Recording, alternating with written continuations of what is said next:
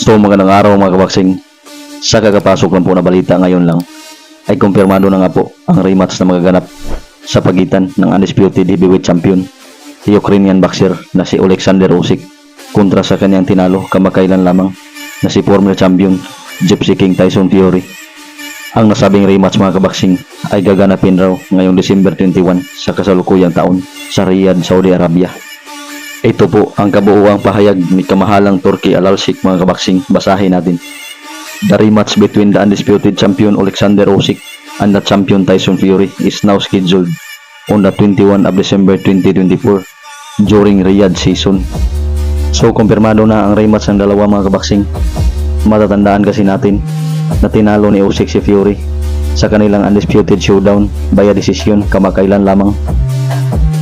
Samantala sa ibang balita mga kabaksing ay matapos po kumalat ang napabalitang laban sa pagitan ng ating former 3 Division World Champion na si Angas ng Pinas Jandrel Cuadro-Alas Casimero kontra sa former 2 Division World Champion na si Mexican Luis Pantera Neri, ay agad pong binara at itinanggi ni Luis Neri mga kabaksing ang napabalitang laban nila ni Casimero.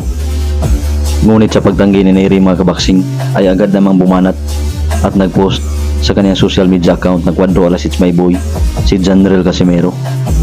Ito po ang kanyang banat mga kabaksing. Neri, umiyak na. Kung nabugbog ka lang masyado ni Inoue, pag ako makalaban mo, hindi ka na makilala ng mama mo.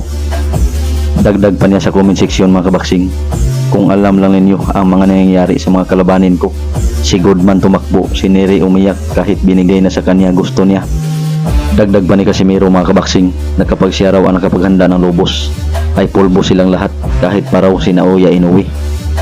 Samantalang sa balitang Sam Goodman naman mga kabaksing ay alam na po nating lahat na may rumor din sa pagitan nila ni Jandrel Casimero.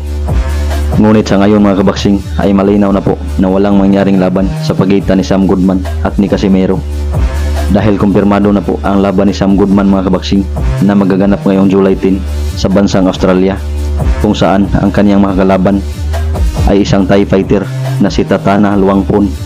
Itong si Luangpun mga kabaksing ay nasa rank number 8 ng WBC sa Super Bantamweight Division at hawak nito ang WBC Asia Super Bantamweight title.